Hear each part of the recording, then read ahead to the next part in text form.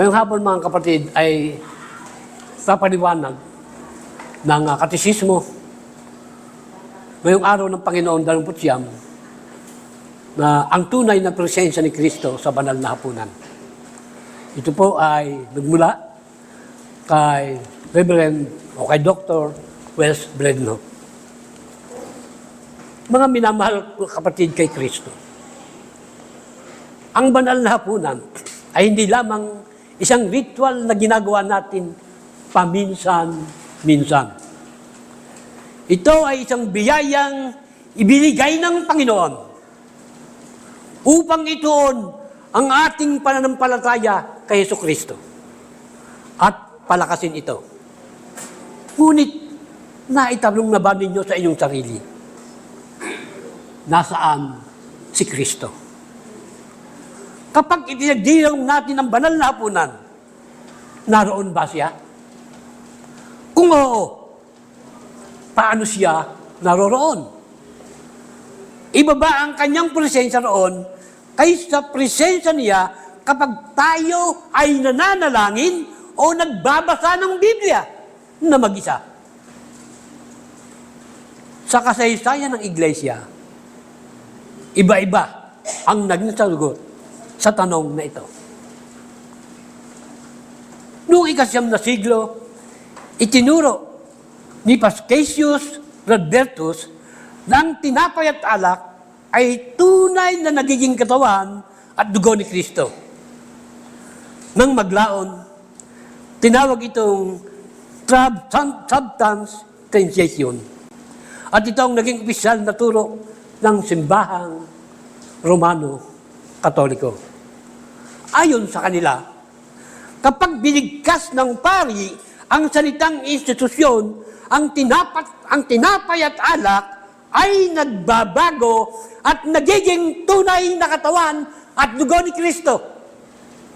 Kaya naniniwala silang si Kristo ay pisikal na naroon sa tinapay at alak.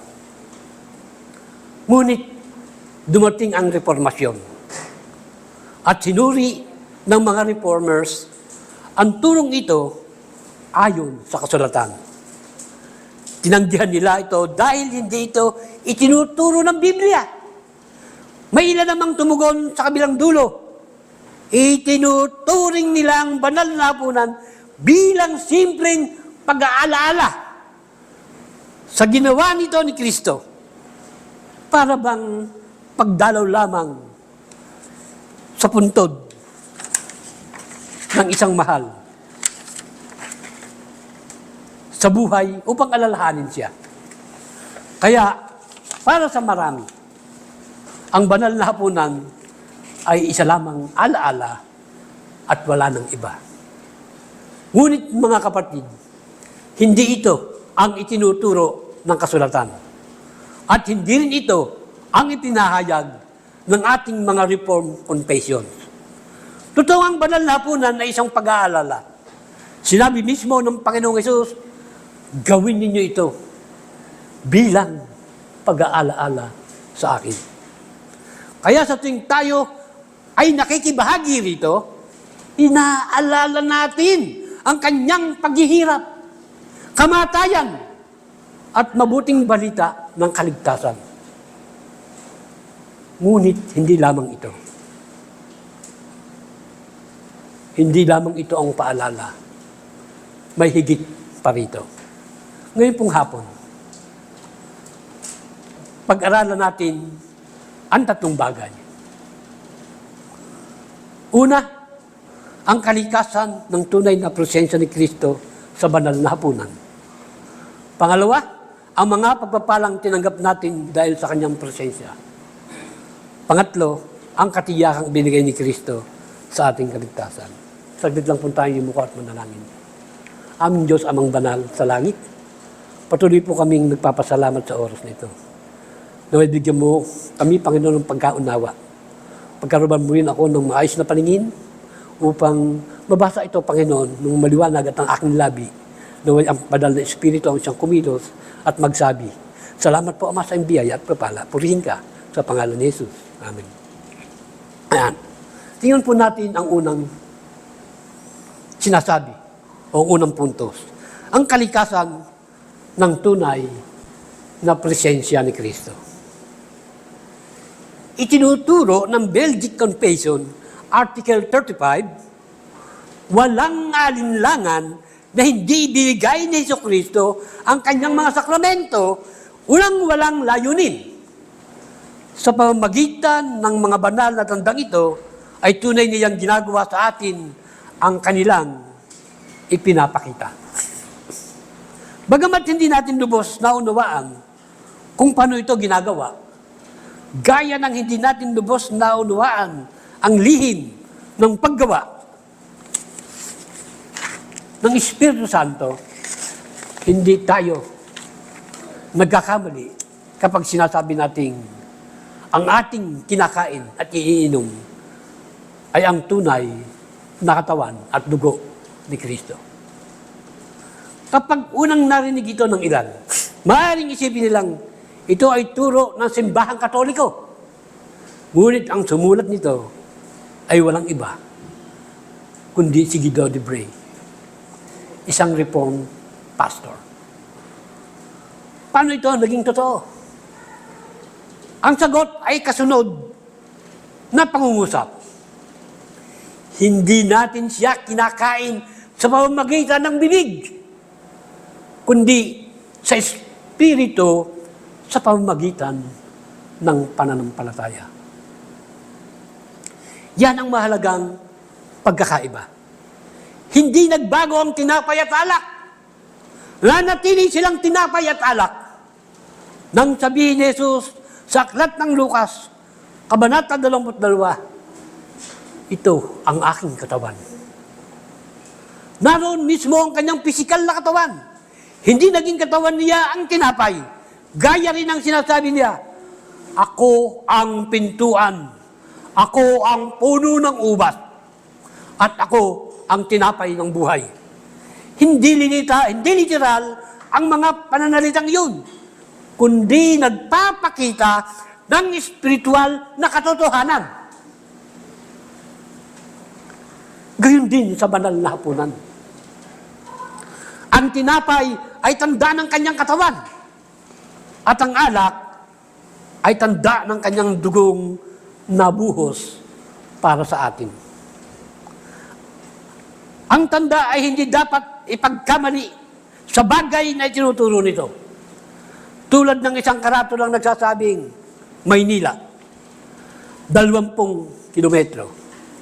Hindi ito ang karatula ang Maynila. Itinuturo lang nito ang patutunguhan.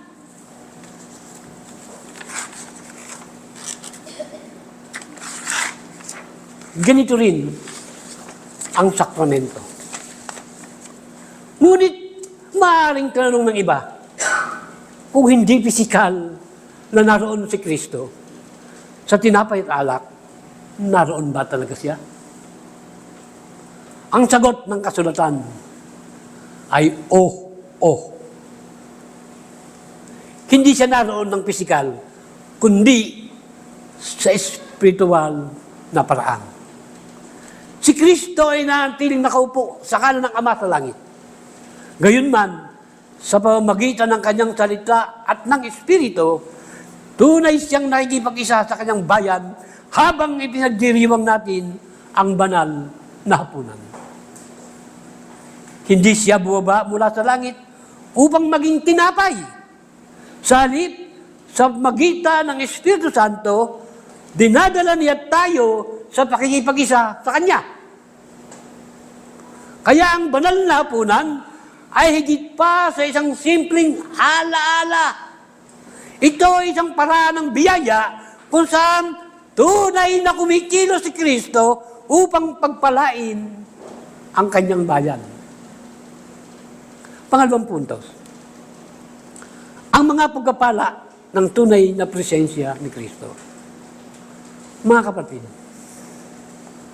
maraming Kristiyano ngayon ang naghahangad na maranasan ang pagiging tunay ng kanilang pananampalataya. Nais nating maramdaman na malapit ang Panginoon. Nais nating magkaroon ng katiyakan na siya ay kumikilos sa ating buhay. ang hangaring iyan ay mabuti. Ngunit ang tanong ay paano tayo pinalalakas ni Kristo? Marami ngayon ang naghahanap ng espiritual na lakas sa pagitan ng sariling karanasan, damdamin, o iba't ibang pamamaraan ng pagbubuni-muni. Iniisip ng iba, mas mapapalapit sila sa Diyos kung mas matindi lamang ang kanilang nararamdaman. Ngunit itinuturo ng Biblia na may mga paraan na mismong si Kristo ang itinaga upang palakasin ang ating pananampalataya. Tinatawag natin itong mga paraan ng biyaya o means of grace. Ang pangangaral ng salita at ang mga sakramento, isa sa mga ito ang banal na hapunan. Kapag tayo ay lumalapit sa hapag ng Panginoon nang may pananampalataya, hindi lamang tayo ang kumikilos sa pag-alala kay Kristo. Higit sa lahat, si Kristo ang kumikilos upang pagpalain tayo. Siya sabi ng Heidelberg Catechism na sa banal na hapunan ay tinuturuan tayo ni Kristo. Ano ang tinuturo niya? Itinuturo niya na kung paanong kailangan ng ating katawan ang pagkain at inumin upang mabuhay, gayon din naman, ang ating kaluluwa ay nangangailangan sa kanyang ipinako sa krus na katawan at sa kanyang dugong nabuhos para sa atin. Kung paanong hindi mabubuhay ang ating katawan kung walang pagkain, hindi rin magkakaroon ng buhay na walang hanggan ang ating kaluluwa kung hiwalay tayo kay Kristo.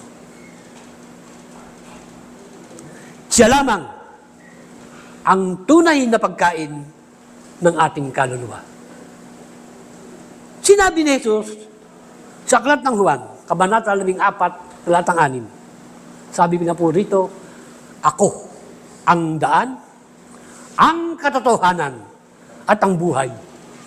Walang makapupunta o walang makakaparoon sa Ama, kundi sa pamamagitan ko. At sinabi rin niya,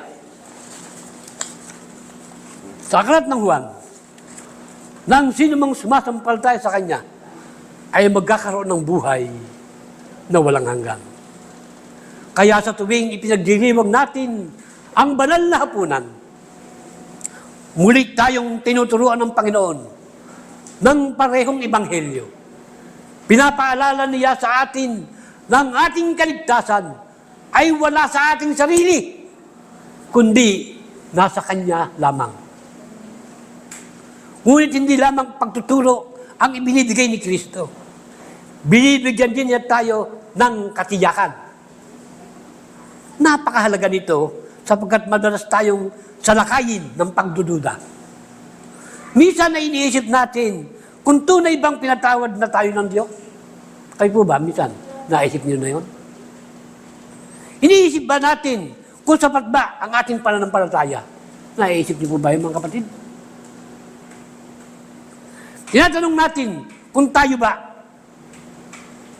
ay tunay na kabilang kay Kristo.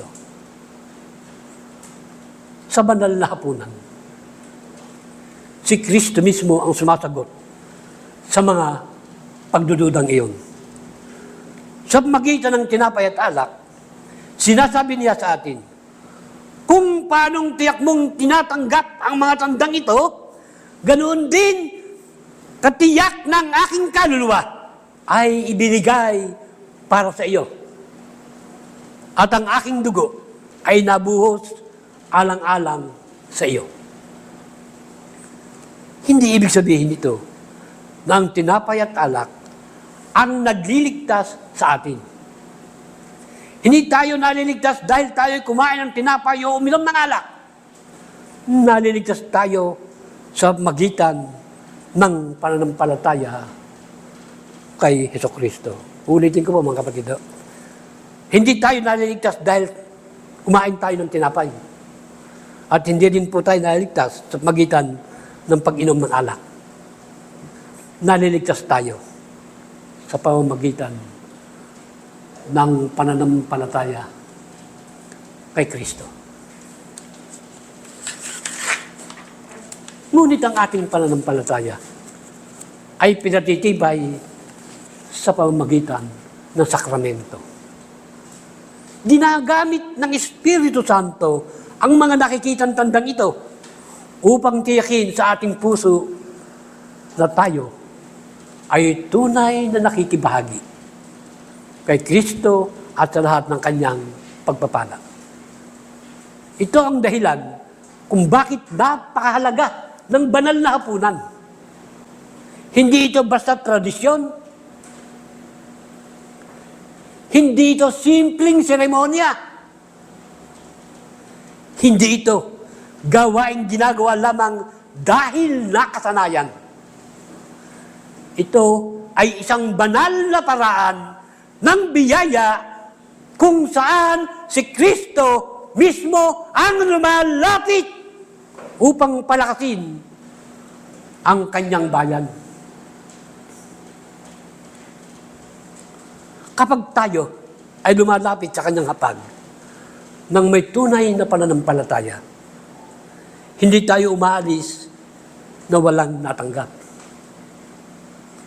Bagkus, pinatitibay tayo ng Espiritu Santo sa katiyakang tayo ay kay Kristo at si Kristo ay atin. At ang pangatlo ay ito po. Ang katiyakang ibinigay ni Kristo sa ating kaligtasan. May isa pang napakahalagang katiyakang ibinigay sa atin ang Panginoong Hesus sa banal na hapunan.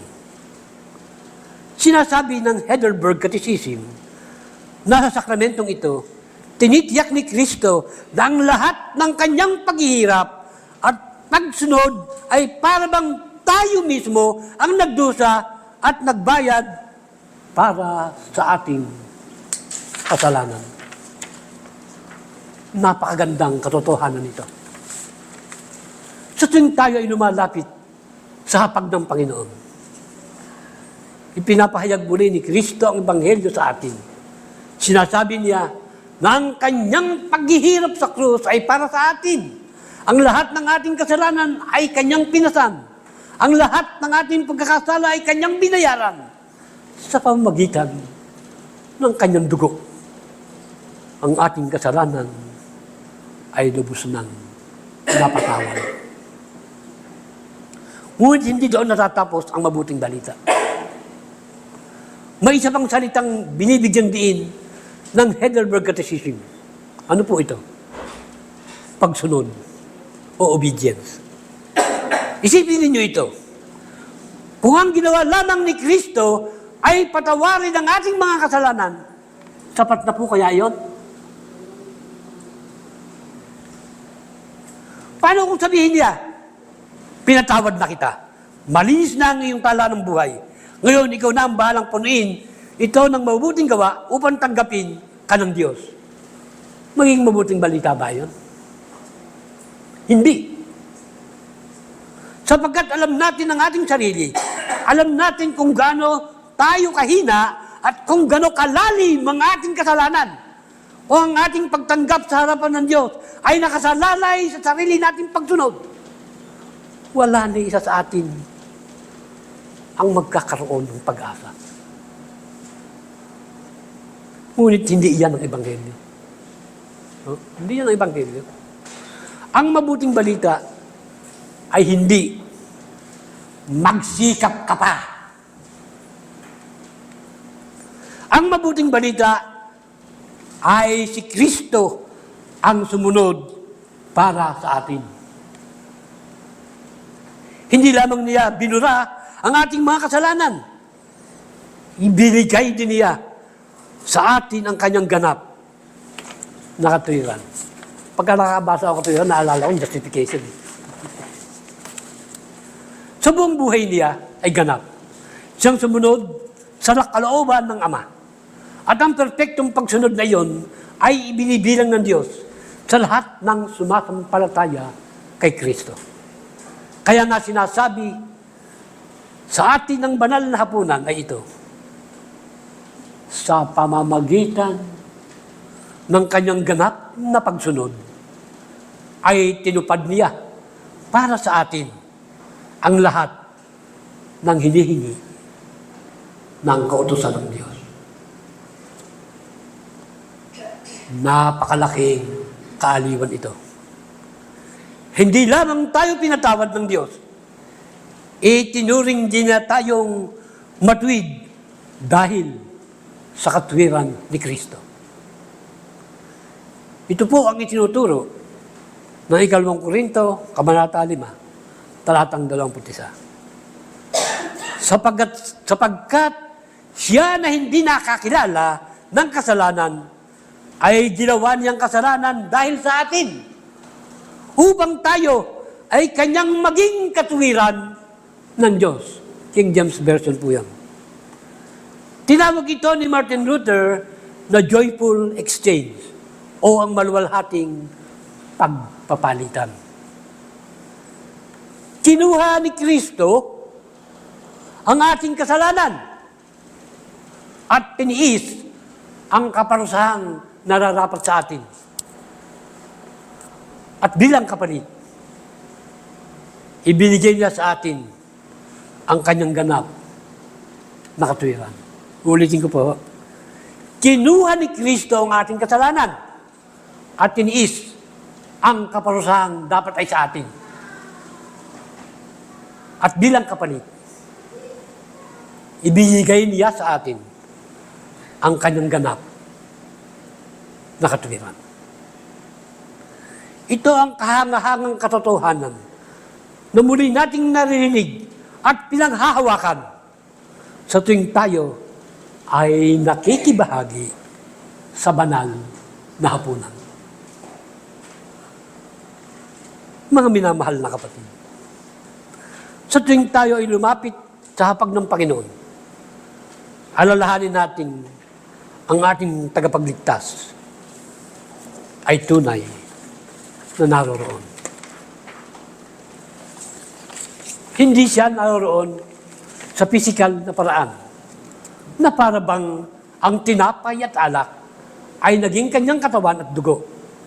Sa halip, naroon siya sa magitan ng kanyang salita at ng Espiritu Santo upang pagpalain ang kanyang bayan. Kaya ang banal na hapunan ay higit pa sa isang simpleng pag-aalaala. Ito ay isang paraan ng biyaya kung saan ipinapahayag muli ni Kristo ang Ebanghelyo. Pinatitibay ang ating pananampalataya at binibigyan tayo ng katiyakang ang lahat ng kanyang ginawa, ang kanyang buhay, paghihirap, kamatayan, at ganap na pagsunod ay para sa atin. Kaya sa tuwing tatawagin tayo ng Panginoon sa kanyang banal na hapag, huwag tayong lumapit bilang isang nakagawiang ritual. Lumapit tayo ng may pananampalataya, may pagpapakambaba, at may kagalakan, sapagkat doon ay muling tinitiyak sa atin ni Kristo na tayo ay Kanya at siya ay sa atin magpakailanman. Tayo po ay saglit na yumuko at manalangin. Tuloy nga po, O Diyos, kami nagpapasalamat sa iyong anak na si Jesucristo na siyang presensya sa banal na hapunan. Salamat po sa pagtuturo sa amin na ang bayan na ito ay isang paraan ng biyaya kung saan si Kristo mismo ang lumapit upang palakasin ang kanyang bayan at ang iglesia na tunay na kanyang pinamamalaan. Salamat po sa iglesia ang CRCC na iyong itinatag upang ang iyong mga anak ay patuloy na sambahin, papurihan, dakilain at pasalamatan ka. Tunay pong kami nagpapasalamat sa iyo lamang. Sa pangalan ni Jesus. Amen.